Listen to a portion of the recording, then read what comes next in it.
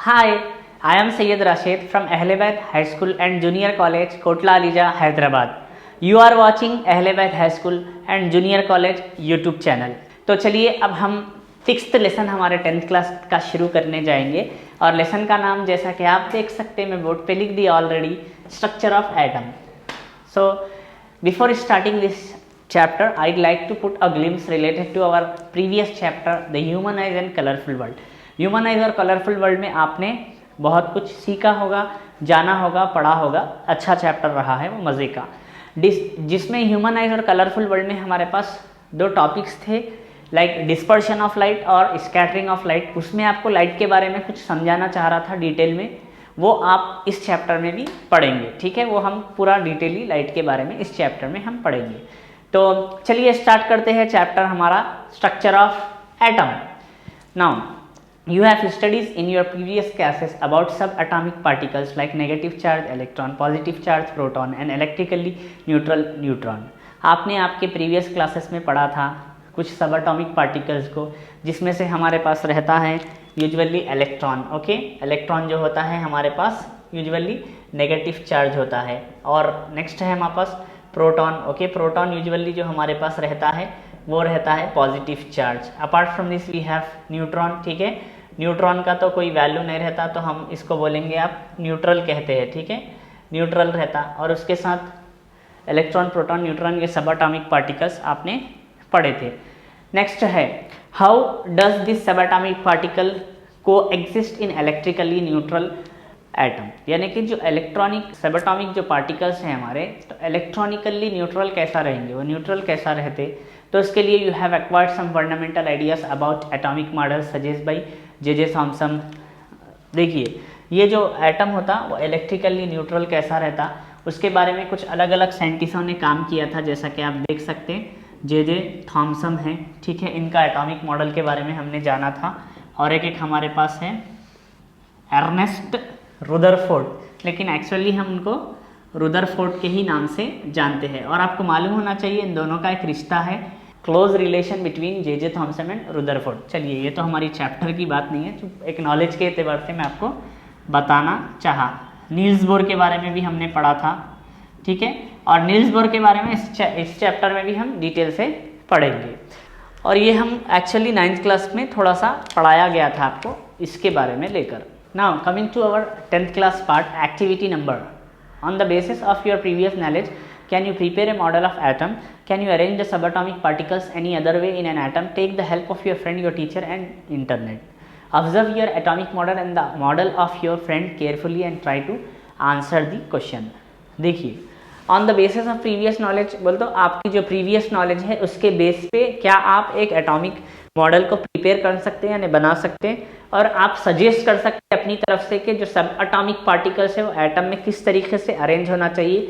इसके लिए तो आप चाहे तो आप आपका फ्रेंड, आपके टीचर या इंटरनेट की हेल्प ले सकते हैं। ठीक है, और आपका जो मॉडल है वो आप बनाइए और आपके फ्रेंड को मोटिवेट करिए कि उनको मॉडल बनाने के लिए दोनों के मॉडल को अच्छे से केयरफुली ऑब्जर्व कीजिए और जो मैं क्वेश्चंस बोल रहा हूँ वो सॉल्व करने की कोशिश कीजिए। Do all the atomic atoms have the same subatomic particles, क्या नहीं सब एटम्स के पास सेम सबएटॉमिक पार्टिकल्स होने चाहिए। Next, why is an atom of one element different from atom of other element. इसका सवाल का मतलब ये है कि जो दो एलिमेंट्स होते हैं वो डिफरेंट क्यों रहते हैं। जैसे हाइड्रोजन है, ठीक है, ऑक्सीजन है, ये डिफरेंट है, तो कई को डिफरेंट है। ठीक है, why is an atom of one element, वो वही है। How are the electron distributed in the space of an atom. अगर एक एटम है, एटम को सपोज हम ये दे दिए, तो इलेक्ट्रॉन किस तरीके से उसके स्पेस के अंदर डिस्ट्रीब्यूट होता है, यानी बढ़ता है। To answer the above question we need to understand the nature of light, colour, flame and their characteristic. ये पूरे क्वेश्चंस को हम आंसर करने के लिए हमारे को क्या करना है, नेचर ऑफ लाइट के बारे में थोड़ा सा पढ़ना है और उसके फ्लेम और उसके कैरेक्टरिस्टिक के बारे में पढ़ना है। But before that I like to suggest अपना एक एटॉमिक मॉडल बनाने की कोशिश कीजिए। जैसा कि आप 10th क्लास में है, प्रोजेक्ट भी रहता है आपको, आप बनाने की कोशिश कीजिए। आगे हम थोड़ा सा नेक्स्ट टॉपिक्स की तरफ जा रहे हैं। नेक्स्ट टॉपिक की हमारे पास जो साइड हेडिंग है वो स्पेक्ट्रम है। ठीक है, क्या बोलते हैं, SPECTRUM। Make sure you need to remember this spring spectrum. Spectrum किसे कहते हैं हम आगे बिल्कुल पढ़ेंगे, ठीक है। You must have observe the formation of rainbow. आपने रेनबो के फॉर्मेशन के बारे में पढ़ा था, ठीक है। How many colours are there in the rainbow. Rainbow के अंदर कितने कलर्स होते हैं? There are 7 colours, namely violet, indigo, blue, green, yellow, orange and red in rainbow. जैसा कि हम आपको पता है रेनबो के अंदर क्या रहते हैं? Wave, okay, wave गियोर।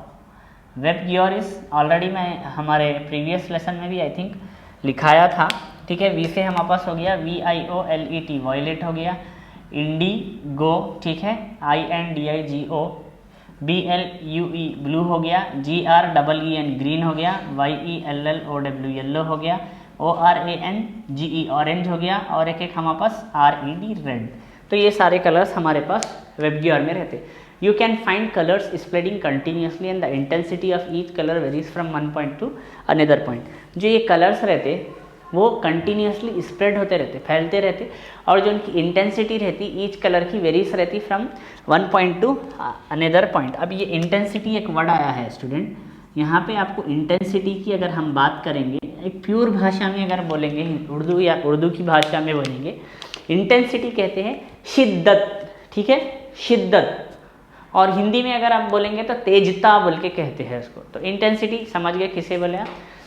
नेक्स्ट, ये तो आपको स्पेक्ट्रम, एक्चुअली स्पेक्ट्रम इसी को कहते हैं कि जो हमारे पास एक वाइड रेंज ऑफ क्या बोलते इलेक्ट्रोमैग्नेटिक वेव्स रहते, जिसके अंदर ये तो आपको वेब गियर तो रहेगा। वेब गियर से पहले भी आपको बहुत सारे यानी कि कलर्स रहते हैं, उसके बाद भी बहुत सारे कलर्स, मिलियंस ऑफ कलर्स रहते हैं, एक कलर बोल के नहीं रहेगा। लेकिन जो स्टैंडर्ड हम मानेंगे वो 7 जो हमारे पास अवेलेबल है। तो स्पेक्ट्रम के बारे में और हम थोड़ा सा आगे पढ़ेंगे, but before that we will like to introduce one more theory, and this theory is very important theory for your examination point of view as well as your knowledge, जिसका नाम क्या है? Wave, NATURE, nature of light. Okay, ये theory का नाम क्या है?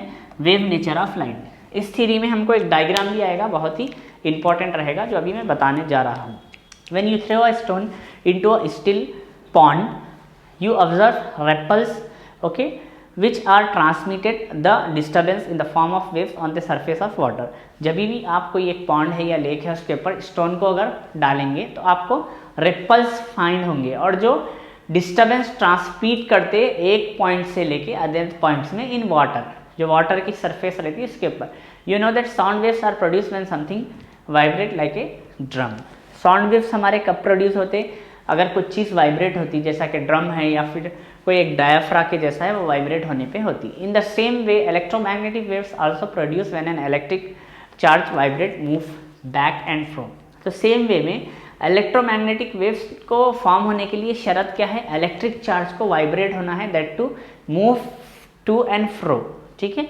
How do the vibrating electric and magnetic field around the charge become a wave that travels through space. यानी कि ये जो इलेक्ट्रोमैग्नेटिक वेव्स है यूजुअली दो चीज़ों के वाइब्रेशन से बनता है।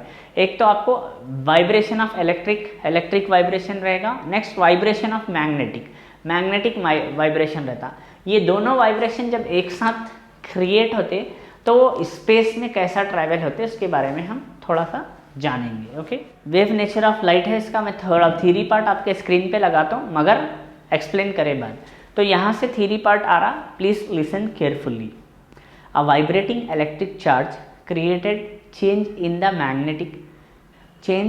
Electric field. The changing electric field creates a changing magnetic field. This process continuously with both the created field being perpendicular to each other at right angle to the direction of propagation of wave. Visible light is an electromagnetic waves and the speed of light is 3 into 10 power of 8 meter per second. What are the characteristic of electromagnetic waves? चलिए थोड़ा सा समझेंगे हम उसको। एक electric charge vibrate होता जिससे electric field create होती, फिर उसके बाद जो इलेक्ट्रिक फील्ड क्रिएट हो रही उससे थोड़ा सा मैग्नेटिक फील्ड के अंदर क्रिएट होती, यानी कि जैसा ही वाइब्रेट हो रहा चार्ज तो इलेक्ट्रिक फील्ड बन रही, फिर इलेक्ट्रिक फील्ड से क्या होता, वो इलेक्ट्रिक फील्ड में थोड़ा चेंजेस होता वाइब्रेट होने पे। जैसे इलेक्ट्रिक फील्ड में चेंज होगा मैं थोड़ा सा लिख के बताता हूँ।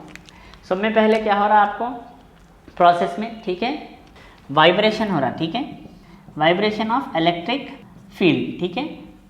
जैसा ही ये वाइब्रेट होंगी तो ये क्या होता, चेंज हो जाएगा इलेक्ट्रिक फील्ड में, यानी जो वाइब्रेशन है वो चेंज पैदा करेगा इलेक्ट्रिक फील्ड में। वो जो चेंज क्रिएट करेगा वो मैग्नेटिक फील्ड क्रिएट करेगा।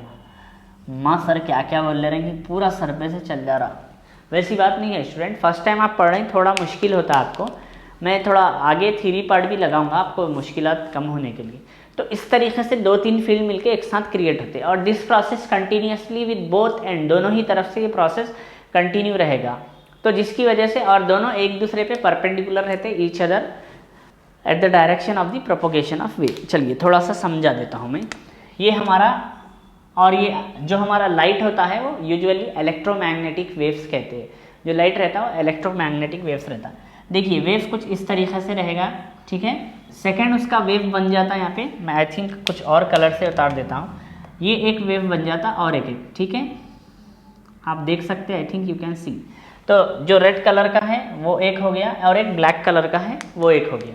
तो रेड कलर का और ब्लैक कलर का मिलके क्या होता है, वे एक इलेक्ट्रिक फील्ड और एक मैग्नेटिक फील्ड प्रोड्यूस होती है, ठीक है। जहाँ पे ऊपर के साइड जो अपर वर्ड है, ये ऊपर का जो साइड है उसमें आपको इलेक्ट्रिक फील्ड होगी और जो नीचे के साइड है वो आपको मैग्नेटिक फील्ड होगी। यहाँ पे मैं लिख देता हूँ, ठीक है। ये इलेक्ट्रिक फील्ड है और आपका ये मैग्नेटिक फील्ड है और ये जो है आपका डायरेक्शन रहेगा, डायरेक्शन ऑफ वेव्स। चलिए तो ये हो गया आपका इलेक्ट्रोमैग्नेटिक वेव्स। तो इसकी जो स्पीड रहती है इलेक्ट्रोमैग्नेटिक वेव्स की, क्योंकि ये एक electromagnetic wave is nothing but light only, okay. Light क्या है बोल तो आप क्या बोलेंगे, light is nothing but it is an electromagnetic wave. और इसकी स्पीड की अगर हम बात करेंगे तो 3 × 10⁸ मीटर पर सेकेंड रहेगा इसकी स्पीड, ओके। अगर इसकी स्पीड और velocity what ever you call. तो यहाँ तक ये हो गया। Electromagnetic energy traveling through a vacuum behave in some way like ocean waves traveling through water. Like ocean waves, electromagnetic energy is characterized by wavelength lambda and frequency mu. अब जो हमारी electromagnetic wave जो travel होती वो behave करती जैसा कि ocean wave travel हो रही, ठीक है, लाइक ओशन। जैसा कि ओशन की वेव्स क्या है, एक साइड से ट्रैवल होगी, हमारी एक साइड ही हमको आते रहेगी, यानी वेव्स पे वेव्स। उसका एग्जांपल मैं देता हूँ। अगर यहाँ पे ओशन है, आप यहाँ पे लैंड, यहाँ पे लेन पे खड़े हुए हैं, I think this part you can see, ये पूरा ओशन है आपका, यहाँ पे आप ऑब्जर्व कर रहे हैं। तो आपको क्या होगा, पहले यहाँ पे एक वेव क्रिएट होती, अभी ये वेव्स कंप्लीट हो रही या नहीं हो रही, सेकेंड वेव क्रिएट हो जाती है आपको, फिर ये कंप्लीट हो रही या नहीं हो रही, थर्ड वेव। तो इस तरीके से आपकी तरफ वेव्स आते हैं। तो इलेक्ट्रोमैग्नेटिक वेव्स भी कुछ इस तरीके से ही फॉर्म होते बता रहा है।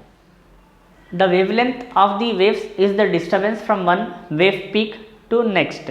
The frequency mu of a wave is simply the number of wave peak that passes by a given point per unit time expressed in unit reciprocal second. The relation between these quantities is given by like lambda is proportional to 1 by mu और c is equals to mu lambda। इसका जो answer है हमारे पास electromagnetic waves का जो equation होता है c is equals to mu lambda, ठीक है। यहाँ पे c क्या होगी, स्पीड ऑफ लाइट हो जाएगी, look at here, whereas mu हमारा फ्रीक्वेंसी हो जाएगा। Next we remains like lambda, lambda is nothing but wave length हो जाएगी। Those who are looking to take MPC और बाईपीसी इन योर इंटरमीडिएट, जो भी इंटरमीडिएट में एमपीसी और बाईपीसी लेना पसंद कर रही, आपको आज की तारीख में इंटरमीडिएट सेकेंड ईयर में वेव्स को लेके बहुत बड़ी टॉपिक है, वहाँ पे आपको इसके बारे में समझने आता और ये चीज़ अगेन आपको इंटर में मिल जाती है, ठीक है। तो ये हो गया वेव का equation. Can we apply this equation to the sound wave, ये जो इक्वेशन है c is equals to mu lambda, ये इक्वेशन क्या हम साउंड के लिए भी अप्लाई कर सकते हैं क्या? आंसर है yes, yes, it is a universal relation and applicable to all waves as the frequency increase the wavelength become smaller. ये एक ऐसा यानी कि इक्वेशन है, ठीक है, जो हर एक वेव्स को अप्लीकेबल होगा, ठीक है, हर जो वेव्स है उसको अप्लीकेबल होगा। Before going to the next topic की तरफ जाने से पहले मैं आपको थोड़ा सा वेव नेचर ऑफ लाइट का थ्योरी पार्ट और एक पक्का ज़बरदस्त डायग्राम ना, ऐसा ये जो डायग्राम में रफली उतारा ना, ज़बरदस्त परफेक्ट डायग्राम आपके स्क्रीन पे बताने वाला हूँ। Now the time to see the wave nature of light theory part as well as diagram of electromagnetic wave on your screen now.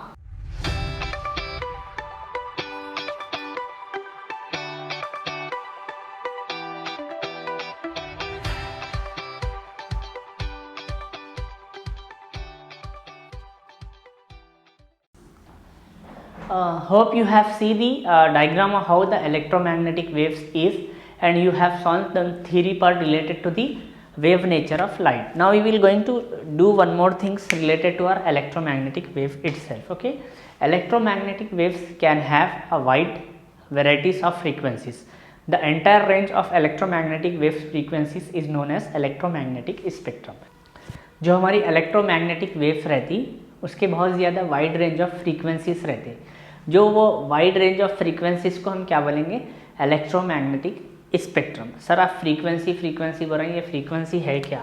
देखिए student, FREQUENCY, frequency is nothing but number of oscillation पर second. एक definition रहता उसका, frequency is number of oscillation पर second. Okay, ये हो गया आपका frequency. The familiar example of the visible spectrum is in the nature is the formation of rainbow. हमारे को जो इलेक्ट्रोमैग्नेटिक स्पेक्ट्रम का जो विजिबल स्पेक्ट्रम है, जो हम आँखों से देख सकते हैं हमारी नेकेड, उसको वो जो एग्जाम्पल क्या है, वो एक हमारा रेनबो है। ठीक है, यानी कि जो 7 कलर्स यूजुअली दिखते हैं। Each colour in a rainbow is characteristic by specific wavelength from red to violet, whereas red has higher wavelength and violet has shorter wavelength. These colors wavelength that the human naked eye is sensitive to see are called visible light. The range of the wavelength converging red color to violet is called as visible spectrum. देखिए, जैसा ही spectrum में अलग अलग चीज़ें हैं, हमारे पास जो electromagnetic wave की जो वेवलेंथ है रेड से लेके वायलेट तक है। जो रेड से लेके वायलेट तक की जो वेवलेंथ है वो हमारी इंसान की नेक्ड आई, खुली आँख देख सकती। उस चीज़ को हम क्या बोलेंगे, वो हमारी वो क्या रहेगी, वो जो 7 चीज़ें दिख रही हैं वो विजिबल लाइट है, वो हमारी जो लाइट है जो हम देख रहे हैं वो है, और उसको हम बोलेंगे विजिबल स्पेक्ट्रम। ठीक है, उसको हम विजिबल स्पेक्ट्रम बोलते हैं। Are there any other wavelength of light other than visible spectrum, यानी विजिबल स्पेक्ट्रम से भी हटके कुछ लाइट्स होते हैं, उसी के बारे में हम थोड़ा पढ़ लेंगे। Electromagnetic spectrum can have a wide varieties of wavelength. The entire range of wavelength is known as electromagnetic spectrum. जैसा अभी हमने इलेक्ट्रोमैग्नेटिक स्पेक्ट्रम का पढ़ा था, वही डेफिनेशन है। The electromagnetic spectrum consist of continuous range of wavelength of gamma rays of the shorter wavelength to radio waves at the longer wavelength, but our eyes are sensitivity only to visible light. तो हमारे पास जो electromagnetic spectrum का जो mainly range होता है वो हमारे पास continuous रहेगा, और यूजुअली ये रहेगा गामा रेस से रेडियो वेव्स के दरमियान तक रहेगा। लेकिन हमारी जो नेक्ड, जो हमारी खुली आँख है, वो सिर्फ विजिबल लाइट को ही देख सकती।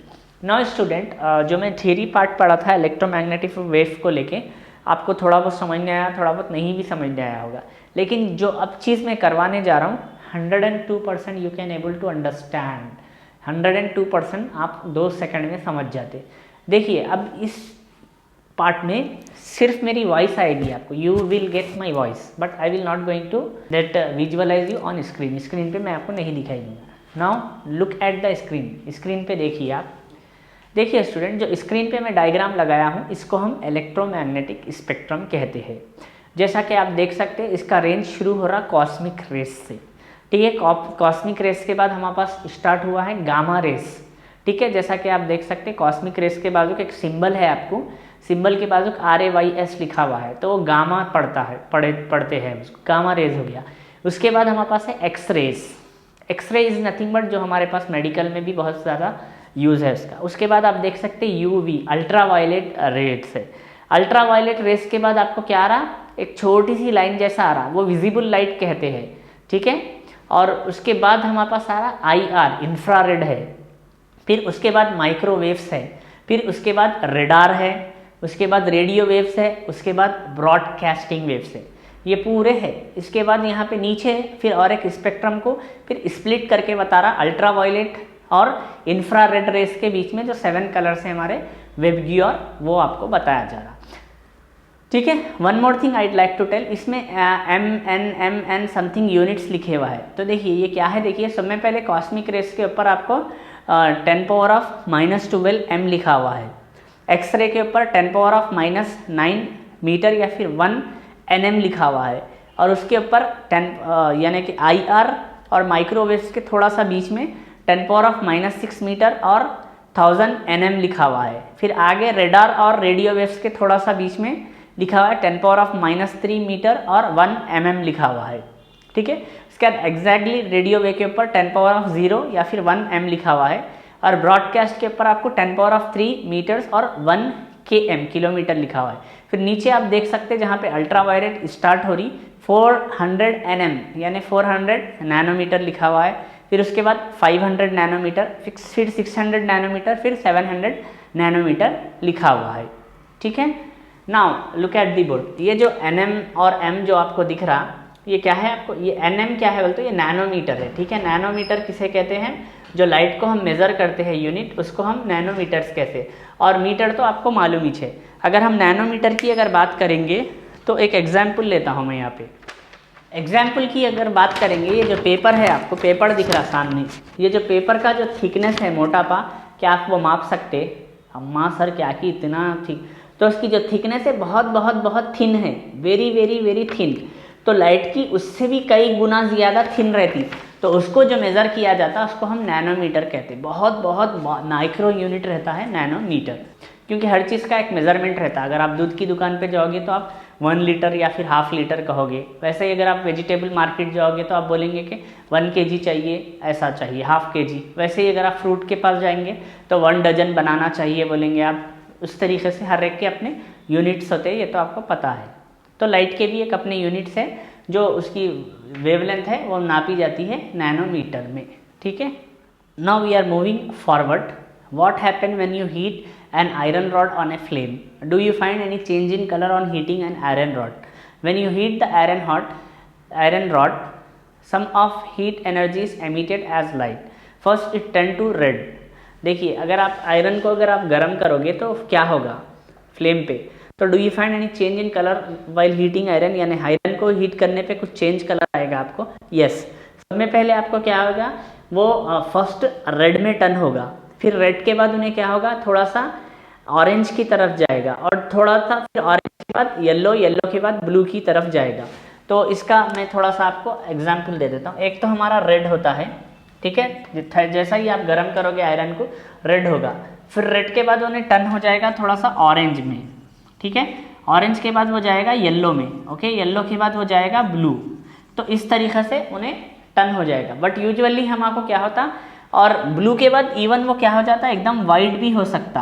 आयरन के इतने कलर्स होंगे कब, ऑन हीटिंग। बट हमारे आंखों को विजुअलाइजेशन क्या रहेगा, रेड देख सकते, ऑरेंज देख सकते, मैक्सिमम हम येलो देख सकते। After yellow we might not able to see this blue colour and white colour, जो या आयरन का आखिरी का जो ब्लू और वाइट कलर हम नहीं देख सकते। तो ये जब ब्लू और वाइट कलर पे जाएगा तो आयरन इतना इतना हॉट रहेगा। हम मैक्सिमम अगर येलो कलर की बात करेंगे तो येलो कलर पे आयरन लिक्विड फॉर्म हो जाता, और लिक्विड फॉर्म होने के लिए आयरन आपको easily, as per my knowledge, आपको अप टू 2000 डिग्री सेंटीग्रेड होना चाहिए। 2000 डिग्री सेंटीग्रेड आप अंदाज़ा लगा सकते हैं स्टूडेंट। जब हमारे पास 35 डिग्री तक ही आ जाएगा टेम्परेचर, 40 डिग्री तक ही आ जाएगा गर्मियों में, तो बड़े परेशान हो जाते हैं हम। तो आप समझ सकते कि अगर अप टू 40 डिग्री तक ही टेम्परेचर गया तो हमारा क्या हालत होता। 2000 डिग्री बोलते हो, it is out of our imagination के बाहर रहेगा। Do you observe any other colours at the same time when one colour is emitted, यानी सेम टाइम पे आप दो कलर देखेंगे। When the temperature is higher enough other colours will also emitted, but due to higher intensity of one particular emitted colour, example red, other can not be observe. तो देखिए यहाँ पे होता क्या, जैसा ही हम आयरन को हीट करेंगे तो आयरन के साथ साथ वो रेड भी कलर रहेगा, येलो भी रहेगा, ब्लू भी रह सकता, वाइट भी रह सकता, मल्टीपल कलर्स उसके अंदर रहेंगे। लेकिन जो हमको विजुअलाइज होता है, जो हमारे आँखों को दिखेगा, एक ही कलर दिखेगा। वो एक ही कलर क्यों दिखेगा कि जिसकी इंटेंसिटी सबसे ज़्यादा है वही हमको दिखाई देगा। Max Planck brokes with the continuous energy tradition of the electromagnetic energy by assuming that the energy is always emitted in multiples of h mu। Max Planck नाम के एक साइंटिस्ट हैं जिन्होंने इसका कॉन्सेप्ट दिया कि एनर्जी हमेशा कंटिन्यूसली क्या होती, इमिट होती विदाउट एनी, और वो जो इमिशन का जो वो है वैल्यू है वो है h म्यू। तो फॉर एग्जांपल पहले क्या होता वो h म्यू होगा, फिर उसके बाद नेक्स्ट वैल्यू उसकी 2h म्यू हो सकती था, उसके third value like 3h mu, so on, इस तरीके से चलते रहेगा। तो यहाँ पे आपको मालूम होना है that is the energy for a certain frequency E can be represented equation E is equals to h mu. यहाँ पे एक फॉर्मूला आ रहा है हमारे पास E is equals to h mu नाम का, ठीक है। वेरस E हमारे पास क्या है आपको पता ही है, यहाँ पे मैं लिख देता हूँ, E is nothing but energy, mu हमारे पास रहता है फ्रीक्वेंसी, आपको पता ही है, यहाँ पे भी मैंने लिखाया है, ठीक है। नेक्स्ट हमारे पास बच गया है h, ठीक है। I think you can see this part of the board. तो हमारा okay let it be, h इधर लिखा रहा हूँ मैं, आप देख सकते, okay. h is nothing but एक ये फ्लैंक्स कांस्टेंट कहते हैं, इसको क्या कहते हैं, फ्लैंक्स कांस्टेंट, ठीक है। और इसका जो वैल्यू रहती है h इज इक्वल्स टू एक कांस्टेंट वैल्यू रहती है इसकी 6.626 into 10 power of -34 joules per second. ये एग्जाम में पूछ सकता है आपको, what is the value for flying constant, flying constant की वैल्यू क्या है आपको पूछ सकता। तो आप लिखना h is equals to 6.626 into 10 power of -34 like joules per second. Joules होता एक्चुअली वर्क डन के लिए यूज करा जाता, एस तो आपको सेकेंड मालूम ही हमारा टाइम है, ठीक है। And here one more thing we have to remember के जहाँ पे उसकी यानी हाइयर वेवलेंथ रहती है उसकी फ्रीक्वेंसी लो रहती है। यहाँ पे एक रिलेशन भी हमारे पास बता दिया गया कि वेवलेंथ अगर हमारे पास, ठीक है, हाइयर रही, ठीक है, वेवलेंथ अगर बढ़ के रही तो फ्रीक्वेंसी क्या रहेगी, फ्रीक्वेंसी लो रह जाती। अगर वेवलेंथ अगर आपको लो रह गई, ठीक है, लो रह गई तो आपकी फ्रीक्वेंसी हाई हो जाती। अब इसका थोड़ा डायग्रामेटिकली भी मैं चाहे तो बतला दे सकता हूँ। आप देख सकते हैं ये वेवलेंथ अगर हाई है तो फ्रीक्वेंसी लो हो जाएगी, वेवलेंथ अगर लो है तो फ्रीक्वेंसी हाई हो जाएगी। तो ये एक रिलेशन।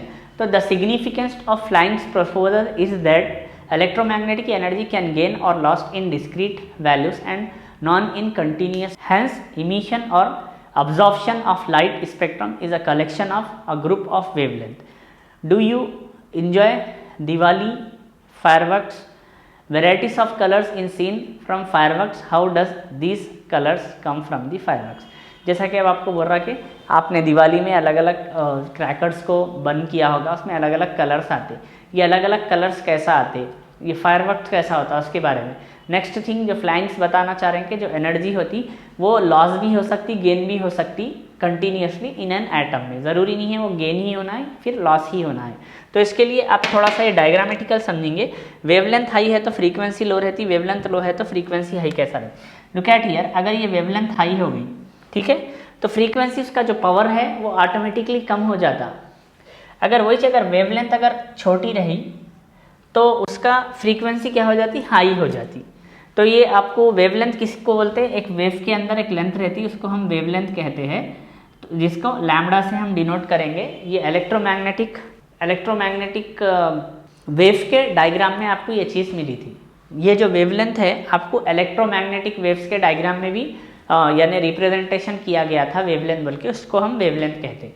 तो student, I think that's all about our today's class related to our structure of atom. We will going to continue our structure of atoms next topics in our next sessions. Okay, till then take care, have a great time. This is Sayyid Rashid from Ahlebaid High School and Junior College, Kotla Alija, Hyderabad. You were watching Ahlebaid High School and Junior College YouTube channel. Thank you.